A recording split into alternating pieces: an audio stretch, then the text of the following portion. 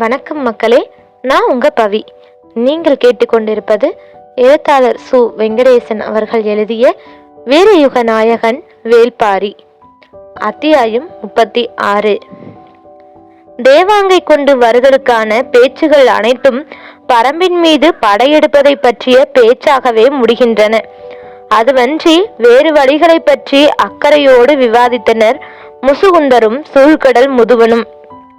அதே கருத்துதான் திசைவேலருக்கும். ஆனால் இவர்களால் மாற்று வழியை சொல்ல முடியவில்லை. எனவே எல்லா உரையாடல்களும் இயல்பாக கருங்கை வாணனிடம் போய் முடிந்தன. கருங்கை வாணனும் பொதிய வெப்பனும் குரல் உயர்த்தி பேசுவதற்கான வாய்ப்பை இவை வழங்கின. பாரி இவ்விலங்கை வைத்து என்ன செய்ய போகிறான்? 4 ஆண்டுகளுக்கு ஒரு முறை கூடையிலிருந்து பழம் பொறுக்கத்தான் பயன்படுத்துவான் என்றால் அது எவ்வளவு பெரிய அறியாமை! நாம் அவனிடம் எடுத்துச் சொல்லலாம். இவ்விலங்கின் வலிமை கடலில்தான் இருக்கிறது. கடற்பயணத்தில் காற்றை வெல்லவும் கரையை சொல்லவும் ஆற்றல் கொண்ட ஒன்றை அதற்குரிய இடத்தில் பயன்படுத்தலே முறை. இதனை உரியவர் மூலம் பாரியிடம் சொல்ல வைப்போம் என்று வாதிட்டார் முசுகுந்தர். உரியவர் என்றால் யார்? வழக்கம் போல அரசு அமைச்சர்களை அனுப்பாமல் பாரி பெரிதும் மதிக்கிற மனிதர்களை அனுப்பி வைப்போம். நீங்கள் யாரை சொல்கிறீர்கள்? கபிலர் போன்ற பெரும் புலவர்களை அனுப்பி பேசச் சொல்லலாம் என்கிறேன். பெரும் புலவர் கபிலர் எங்கிருக்கிறார் என்றே தெரியவில்லை. திருமணத்துக்கே இன்னும் வந்து சேரவில்லையே. அவரை எங்கே போய் தேடுவது? அது ஒன்றும் கடினமான செயல் அல்ல. நாம் நினைத்தால் அவரை கண்டடைந்து விடலாம். ஆனால் அதற்கு மாத கணக்கில் ஆகும். அதுவரை பொறுத்திருக்க முடியுமா? பேச்சின் போக்கு பொதிய வெப்பனுக்கு பிடிக்கவில்லை. உரையாடல்களை பெரும்பாலான நேரங்களில் உணர்வுகளே முடிவு செய்கின்றன. பொதிய வெப்பன் உணர்வின் கொந்தளிப்பில் இருந்தான். பொதுவாக திருமண காலங்களில் போர் தொடுத்தல் விரும்பத்தக்கதல்ல. ஆனால் இப்பொழுது உள்ள சூழல் இத்திருமணமே போரின் வாசலை வேகமாக திறந்து விடுவதாக இருக்கிறது.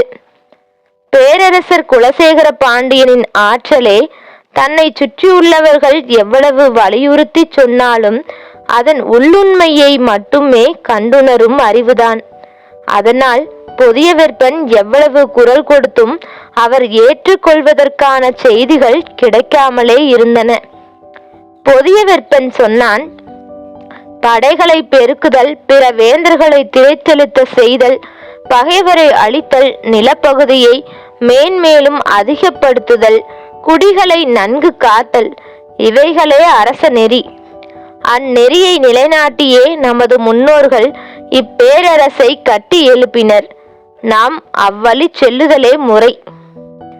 பொதிய வெப்பன் ஒரு வகையில் பேரரசரை சீண்டும் வேலையை தொடங்குகிறான் என தலைமை அமைச்சருக்கு புரிந்தது. ஆனால் பேரரசர் எடுக்க வேண்டிய முடிவில் தெளிவாக இருப்பார் என்று யாவருக்கும் தெரியும். அவர் உரையாடலின் தன்மையை கூர்ந்து கவனித்தபடி இருந்தார். திருமண விழா கொண்டாட்டம் பெருகியபடி இருந்தது. மணவிழாவின் மிக முக்கிய நிகழ்வான மலரணிதல் சடங்கு இன்னும் சில நாட்களில் நடக்க இருக்கிறது. நமது மனநிலையை வேறொன்று ஆட்சி செய்கிறது. இது ஓர் அரிய வாய்ப்பு. கடல் வணிகத்தில் பிற பேரரசுகளை வெல்லுவது மட்டுமல்ல, யவனர்களையே நம்மை கண்டு மிரளச் செய்யலாம். கிழக்கு கடலையும் மேற்கு கடலையும் நமது கப்பல்கள் ஆளும். அது நமது அரசியல் வலிமையை மேலும் பல மடங்கு அதிகப்படுத்தும். இதனை பிறர் அறியாமல் செய்யும் முறையே சிறந்தது. போர் தொடுத்தல் இக்காரணத்தை வெளிப்படுத்தும். அதன் இறுதி அழிவில் அவ்விலங்கினங்களே கூட அழிந்துவிடும் ஆபத்தும் உண்டு. எனவே சற்று பொறுமையாக சிந்தித்து முடிவு செய்ய வேண்டும் என்று நினைத்தார். வெங்கல் நாட்டு சிறுகுடி மன்னன் மையூர்கிழார் வரும் வரை முடிவெடுப்பதை தள்ளி போட்டார். 6 நாட்களுக்கு பின் மையூர்கிழார் வந்து சேர்ந்தார். கையில் காராளி செய்த காமன் விளக்கோடு வந்தார். பேரரசரை பார்த்ததும் அதனை அவரிடம் கொடுத்து அதன் சிறப்பை சொல்ல வேண்டும் என்று விரும்பினார். மலரணியும் நிகழ்வுக்கு புறப்பட தயாராயிருந்த பேரரசருக்கு மையூர்கிழார் வந்துள்ள செய்தி சொல்லப்பட்டது. உடனே சந்திக்க ஏற்பாடானது. அவர் அளித்த காமன் விளக்கை பெற்று கொண்டார். அதன் சிறப்பை விளக்கி சொல்வதற்கான சூழல் வாய்க்கவில்லை. பாண்டரங்கத்தில் வைக்கவே தனி கவனம் செலுத்தி செய்தது என்று மட்டுமே சொல்ல முடிந்தது. கருங்கைவாணன் நேரடியாக பேச்சை தொடங்கினான். பரம்பின் மீது போர் தொடுப்பது பற்றிய வினாக்கள் அவரின் முன் வைக்கப்பட்டன. முற்றிலும் எதிர்பாராத கேள்வியை எதிர்கொண்டு திகைத்து போனார். மனவிழாவுக்குத்தான் முன்கூட்டியே அழைக்கப்பட்டுள்ளோம் என நினைத்து பெருமகிழ்வோடு வந்த அவருக்கு இக்கேள்வி பெருங்கலக்கத்தை உருவாக்கியது. பாண்டிய நாட்டின் கடைசி எல்லை வெங்கல் நாடு. அதனை அடுத்து பச்சை மலை தொடங்குகிறது. எனவே இப்போரில் வெங்கல் நாடு சிறப்பு பங்காற்ற வேண்டியிருக்கும். ஆனால் இவ்வளவு அவசரமாக திருமண காலத்தில் போர் புரிதல் பற்றி பேச வேண்டிய தேவை என்னவென்பது அவருக்கு விளங்கவில்லை. அவர் அதிர்ச்சியடைவார் என்பது எதிர்பார்த்த ஒன்றுதான். எனவே மற்றவர்கள் அவரின் அதிர்ச்சியை பெரிதாக பொருட்படுத்தவில்லை. பேரரசரின் முன் நடக்கும் கலந்துரையாடல்களில் வினா எழுப்புவதற்கான இடமில்லை. தன்னை நோக்கி எழுப்பப்படும் வினாவிற்கான விடையை பணிவோடு முன்வைக்க மட்டுமே அனுமதி உண்டு. மையூர்கிழாருக்கு சூழல் பிடிபடவே நேரமானது. போரின் தேவை பற்றி தெரிந்து கொள்வது நமது வேலையல்ல. போரின் தன்மை பற்றி தனது அறிவுக்குட்பட்டதை சொல்லிவிடுவோம் என்ற முடிவுக்கு வந்தார். தளபதி கருங்கைவாணன் கேட்டான். பரம்பு நாட்டில் மொத்தம் எத்தனை ஊர்கள் உள்ளன? 400க்கும் மேல் இருக்கும் என்று நினைக்கிறேன். மலையில் அமைந்துள்ள ஊரின் பரப்பும் மக்களின் எண்ணிக்கையும் மிக குறுகிய அளவுதானே இருக்கும்? ஆம் என்றார் மையூர்கிழார். ஆண் பெண் குழந்தைகள் என எல்லாம் சேர்த்து பரம்பு நாட்டில் எவ்வளவு பேர் இருப்பார்கள்? இவ்வினாவிற்கு எப்படி விடை சொல்ல முடியும்? பரம்பு நாட்டின் ஒரு ஊரை கூட நான் கண்களால் பார்த்ததில்லை. ஒரு சில மனிதர்களை மட்டுமே பார்த்துள்ளேன். பின் எப்படி இதற்கு விடை சொல்வது என்று தயங்கிக் கொண்டிருக்கையில் கருங்கைவாணன் சொன்னான். பாண்டிய பேரரசின் நிலைப்படையின் எண்ணிக்கையில் பாதி கூட பரம்பு நாட்டு மக்களின் எண்ணிக்கை இருக்காது. தளபதி சொல்லும் கணக்கு சரியாக இருக்கவே வாய்ப்புள்ளது. ஏனென்றால் பாண்டிய நாட்டு நிலைப்படையின் வலிமை அப்படி. இந்த கணக்கு சொல்லப்படுவதற்கான காரணம் எல்லாரும் அறிந்ததே. ஆனால் போர் என்பது எண்ணிக்கையால் மட்டும் தீர்மானிக்கப்படுவதில்லை. அதை பேரரசர் அறிவார். எனவேதான் தளபதியின் சொல்லை விட மையூர்கிழாரின் சொல்லை அவர் மிக கூர்மையாக கவனித்து வந்தார். மிக உறுதியாக முன்வைக்கப்படும் தளபதியின் வார்த்தையை எதிர்கொள்ள முடியாமல் அமைதி காத்தது அவை. தலைமை அமைச்சர் முசுகுந்தர் என்ன சொல்ல போகிறார் என்று மற்றவர்கள் எதிர்பார்த்திருந்தனர். இதற்கு மேல் போரற்ற ஒரு பேச்சுக்கான இடம் அங்கு இல்லை என்பது அனைவரும் அறிந்ததனால் அமைதி நீடிக்கவே செய்தது. தளபதியிடம் இருந்த உறுதியும் நம்பிக்கையும் புதிய விற்பனின் முகத்தில் மகிழ்வாய் எதிரொலித்தது. மற்றவர்களும் அதனை கவனித்தபடி இருந்தனர். இந்நிலையில் நீ சொல்ல வருவதென்ன என்று மையூர்கிழாரை பார்த்து பேரரசர் கேட்டார். மையூர்கிழாரின் முகக்குறிப்பறிந்து பேரரசர் கேட்கிறார் என்றுதான் எல்லோரும் நினைத்தனர். ஆனால் தலை தாழ்த்தி நின்றிருந்த மையூர்கிழாருக்கு என்ன சொல்வதென்று புரியவில்லை. ஆனால் தான் எதையோ சொல்ல வேண்டுமென்று பேரரசர் விரும்புகிறார் என்பது மட்டும் புரிந்தது. சின்ன செருமலோடு பேசத் தொடங்கினார் மையூர்கிழார்.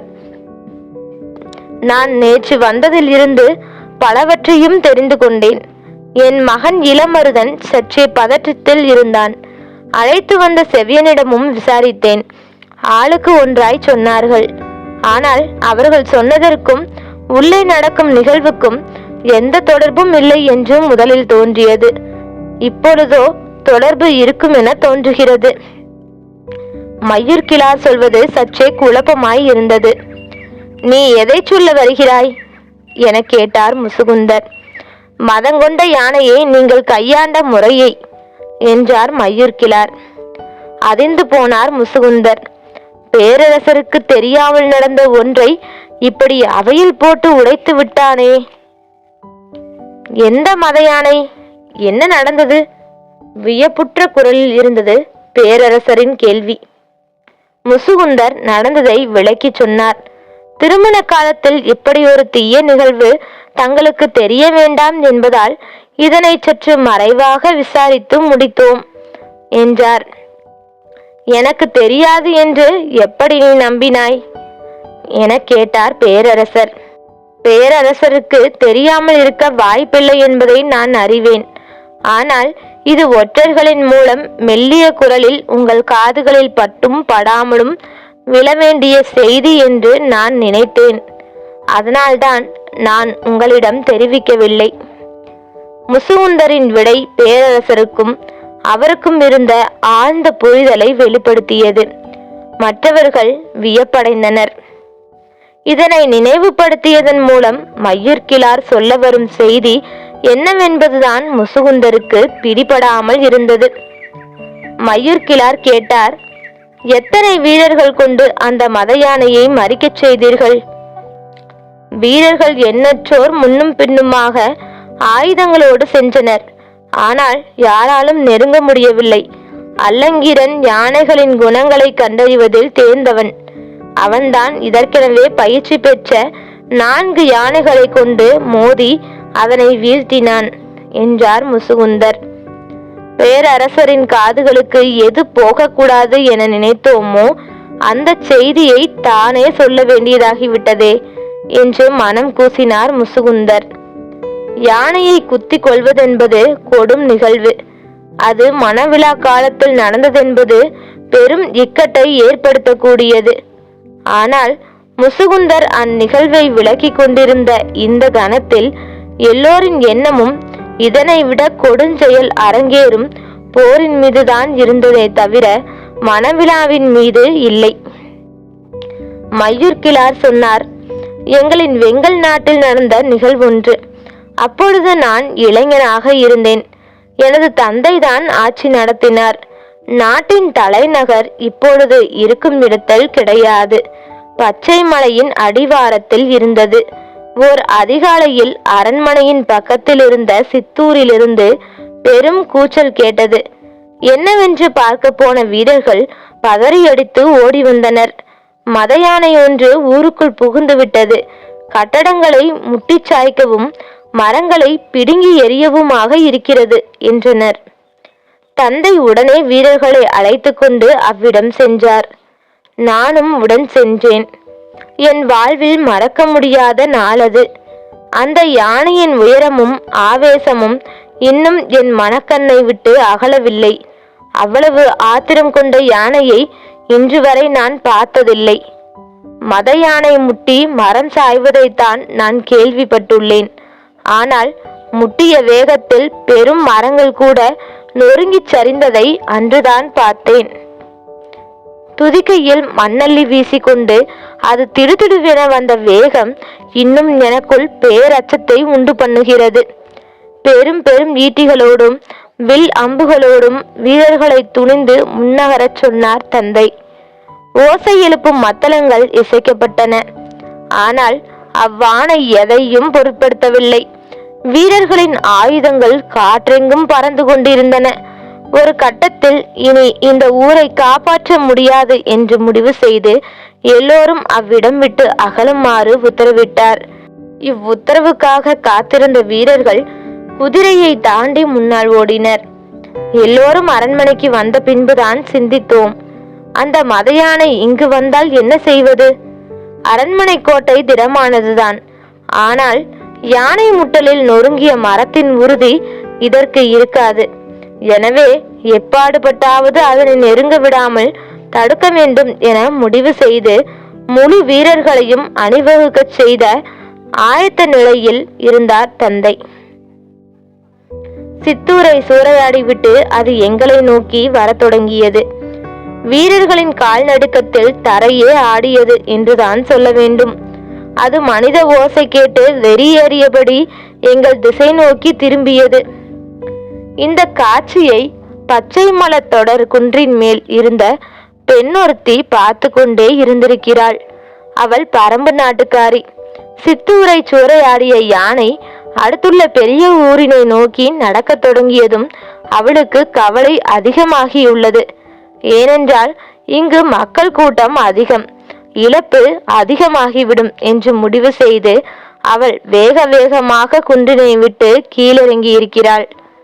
எங்களின் கண்களுக்கு எதிரே நிலநடுங்க பிளிரியபடி யானை வந்து கொண்டிருந்தது. நாங்கள் உருவாக்கிய தடுப்புகள் காற்றில் பறந்து கொண்டிருந்தன. எத்தனை வீரர்கள் தூக்கி வீசப்பட்டார்கள் என்று தெரியவில்லை. ஆனால் அவையெல்லாம் அதனுடைய போக்கினை மறிக்க எந்த தடையையும் ஏற்படுத்தவில்லை. மத யானை ஓரிடத்திலிருந்து நகரும் போது 4 திசையிலும் சம அளவிலான அழிவினை ஏற்படுத்தியபடியே நகரக்கூடியது. வீடுகள் இடிந்து சரிந்து நொறுங்கிக் கொண்டிருந்தன. ஒரு கட்டத்திற்கு பின் நாய்கள் குறைபொலியை முழுமுற்றாக நிறுத்தின. அதன் பின் எங்களின் அச்சம் பல மடங்கு அதிகமானது. நாங்கள் அரண்மனைக்குள் நுழைந்து கோட்டை கதவினை தாளிட்டோம். அதன் வேகத்துக்கு ஈடு கொடுக்கக்கூடிய வலிமை இங்குள்ள எந்த கட்டுமானத்துக்கும் இல்லை என்பதை எல்லோரும் உணர்ந்தோம். ஆனாலும் அரண்மனைக்குள் அண்டுவதை தவிர வேறு வழி இல்லை. நான் கோட்டையின் மேலேறி தந்தையின் அருகில் நின்று பார்த்தேன். செம்மண் குலைத்து கட்டப்பட்ட கோட்டை சுவர் அதன் கண்களை உறுத்துவதாக இருந்திருக்க வேண்டும்.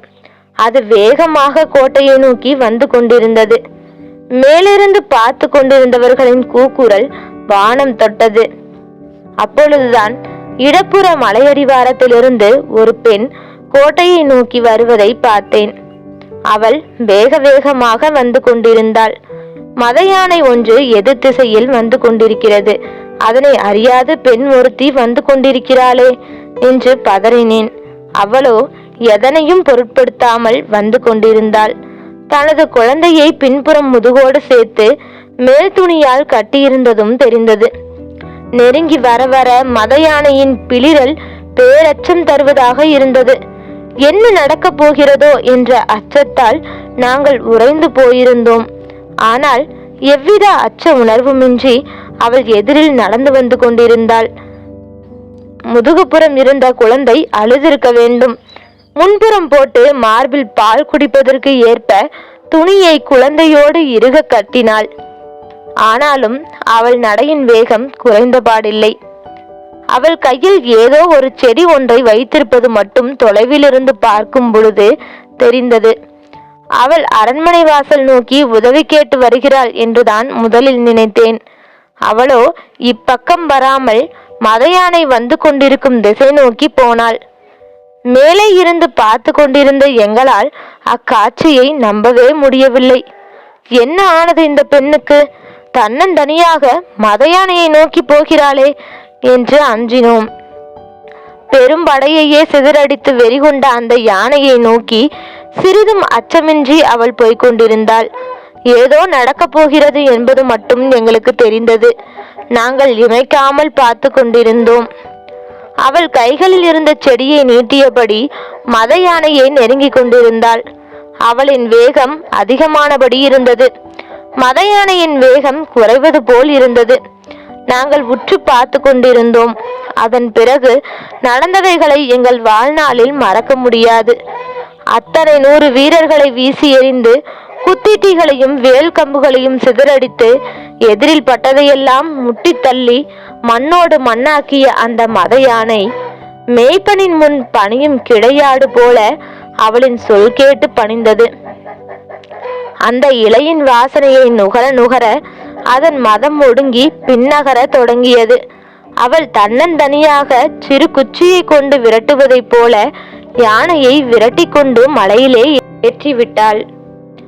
எங்களின் உயிரச்சம் களைய நீண்ட பொழுதானது. நாங்கள் கோட்டை கதவை திறந்து அவளை நோக்கி ஓடினோம். அவள் மலைக்குள் போவதற்குள் அவளை சென்றடைந்தோம். பால் குடித்து முடித்த குழந்தையை பின்தோளிலே போட்டாள். எனது தந்தை கண்ணீர் மல்க அவளை வணங்கினார். பல 100 பேரின் உயிர் காத்த தேவி நீ என்றார். அவள் மறுமொழி ஏதும் சொல்லவில்லை.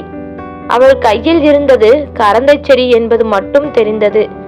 ஆனால் கரந்தையில் எண்ணற்ற வகையுண்டு. அது எந்த வகை கரந்தை என்பது இன்று வரை எனக்கு தெரியவில்லை. அந்த சூழலில் அவளிடம் அதனை கேட்கவும் முடியாது. கேட்டாலும் பரம்பின் மக்கள் பகிர்ந்து கொள்ள மாட்டார்கள் என்பது தெரியும். எங்களை காத்தருளிய அவளுக்கு ஏதாவது செய்ய வேண்டும் என்று தந்தை துடித்தார். அவள் எதனையும் ஏற்றுக்கொள்ளவில்லை. எங்களின் உயிரை காப்பாற்றிய அவளின் காலடியில் பணிந்து பரம்புக்கும் பரம்பின் மக்களுக்கும் எதிராக சிறு தீங்கும் நாங்கள் என்றும் செய்ய மாட்டோம் என்றார் தந்தை. மயூர்கிழார் சொன்ன கதையை அவை மிக கவனமாக கேட்டது. போருக்கான கருத்தை கேட்ட பேரரசரிடம், நான் கருத்தை மட்டுமே வழங்க முடியும், போரிலே பங்கெடுக்க முடியாது என்று எவ்வளவு அழுத்தமாக சொல்ல முடிந்தது மயூர்கிழாரால். வயதும் பட்டறிவும் கொண்ட மூத்த மனிதர்கள் இக்கட்டான சூழலை எவ்வளவு நுட்பமாக கையாள்கிறார்கள் என்பதை எண்ணி மனதுக்குள் வியந்தார் முசுகுந்தர். அவையில் நீடித்த அமைதி கலைய நேரமானது. இவ்வமைதி அவ்வளவு நேரம் வாதிட்ட தளபதி கருங்கைவாணனின் கருத்துக்கு எதிரானதாக உருத்திரண்டிருந்தது. எனவே அதனை உடைக்க வேண்டிய பொறுப்பும் தளபதியையே சார்ந்தது. போரிலே பங்கெடுக்க மாட்டேன் என்பதை சொல்லத்தான் இங்கு வந்தீர்களா? கருங்கைவாணனின் வினாவிற்கு சற்றும் இடைவெளியின்றி மயூர்கிழார் விடை சொன்னார். இல்லை, அதற்கு இவ்வளவு விரிவான கதையை நான் சொல்ல வேண்டியதில்லை. என் தந்தை அளித்த வாக்குறுதியை மட்டும் சொன்னாலே போதுமே. வேறென்ன சொல்ல வந்தீர்கள்? நீங்கள் சொன்ன கணக்கு தவறானது என்று சொல்ல வந்தேன். தளபதிக்கு புரியவில்லை, மற்றவர்களுக்கும் புரியவில்லை. விளக்கமாக சொல்லுங்கள் என்றனர். ஒரு பேரரசுக்கு மதங்கொண்ட யானையை அடக்க பல நூறு வீரர்களும் பயிற்சி கொண்ட 4 யானைகளும் காலமெல்லாம் யானை படையில் பணியாற்றிய கட்டுத்தறியின் பொறுப்பாளனும் தேவைப்பட்டுள்ளனர். ஆனால் பரம்பின் மக்களுக்கு அப்படி அல்ல. ஒரு பெண்ணும் கையில் ஒரு செடியும் இருந்தால் போதுமானதாக இருக்கிறது. அவள் ஒருத்தி நீங்கள் சொன்ன இத்தனை 100 வீரர்களுக்கு சமம் என்றால் பரம்பில் இருக்கும் மக்களையும் செடி கொடிகளையும் கணக்கிட்டு நம் பேரரசில் இருக்கும் நிலைப்படை வீரர்களின் எண்ணிக்கையை சொல்லுங்கள் பார்ப்போம். மயூர்கிழார் எழுப்பிய வினாவை கேட்டு அவையின் நாவு துடிப்படங்கி ஒடுங்கியது. மற்ற நாடுகளின் ஆற்றல் அங்குள்ள வீரர்களை பொறுத்தது. ஆனால் பரம்பின் ஆற்றல் மனிதர்களை மட்டும் சார்ந்ததல்ல. எனவே வெறும் மனிதர்களை கொண்டு படை நடத்தி போனால் பரம்பு நாட்டின் சிறு குன்றினை கூட கடந்து உள்நுழைய முடியாது. மயூர்கிழாரின் குரல் கணீரென அரங்கு முழுவதும் ஒலித்தது. சிறு செடிக்கு ஒடுங்கிய மத யானை போல் அவரின் குரல் கேட்டு ஒடுங்கியது அவை. பரம்பின் மீது படை திரட்டி போர் புரிவதில் பேரரசரின் மனம் உடன்பாடு கொள்ளாமல் இருந்தது. போரில் ஒரு முறை தோல்வி ஏற்பட்டால் அது அரசின் அச்சாணியையே அசைத்து பார்க்கும் என்பதை குலசேகர பாண்டியன் நன்கு அறிவார். அதனால்தான் இவ்வுரையாடலை இவ்வளவு தொலைவு வளரவிட்டு அமைதி காத்தார். அவர் எண்ணிய கருத்தே அவையிலும் நிலைநிறுத்தப்பட்ட கணத்தில் சட்டென எழுந்தார். எல்லோரும் பதறி எழுந்தனர். மலரணையும் சடங்கிற்கு பொழுதாகிவிட்டது என்று சொல்லியபடி அவை நீங்கினார். பொதிய விற்பன் அவருக்கு முன்பே போய் சடங்கில் கலந்து கொள்ள வேண்டும். இவ்வுரையாடலை இந்த தன்மையில் விட்டுவிட்டு செல்ல மனமில்லை. ஆனால் வேறு வழியே இல்லை. மனமின்றி புறப்பட்டு போனான். பொச்சுவையும் அவ்வாறே அங்கு வந்து காத்திருந்தாள். சடங்கு முடிய இரவானது. பேரரசர் தனது பள்ளி அறைக்கு திரும்பும் பொழுது தளபதி உடனடியாக காண அனுமதி கேட்கிறார் என்று பணியாளன் தெரிவித்தான். வர சொல்லி அனுமதி கொடுத்தார் பேரரசர். நள்ளிரவு வரை அவர்கள் பேசினர். முற்றிலும் புதியதொரு திட்டத்தை தளபதி கருங்கைவாணன் கொண்டு வந்திருந்தார். அது பேரரசருக்கு நம்பிக்கை அளிப்பதாக இருந்தது. அது பற்றி மிக விரிவாக அவர் வினாக்களை எழுப்பினார். அத்திட்டத்தை முழுமையாக கருங்கைவாணன் விளக்கினான். இதுவரை ஏற்படாத நம்பிக்கை இப்பொழுது ஏற்பட்டது. இன்றைய நாள் மிகச் சிறந்த நாள் என்று மனதில் எண்ணம் தோன்றிய கணத்தில் அத்திட்டத்துக்கான அனுமதியை வழங்கினார் பேரரசர். தேவாங்கை கொண்டு வர வழியின்றி போய்விடுமோ என்ற தவிப்பு நீங்கிய மகிழ்வோடு தனது பள்ளி அறைக்குள் நுழைந்தார் பேரரசர். அதனை விட பல மடங்கு மகிழ்வோடு புறப்பட்டு போனான் கருங்கைவாணன். தொடரும்.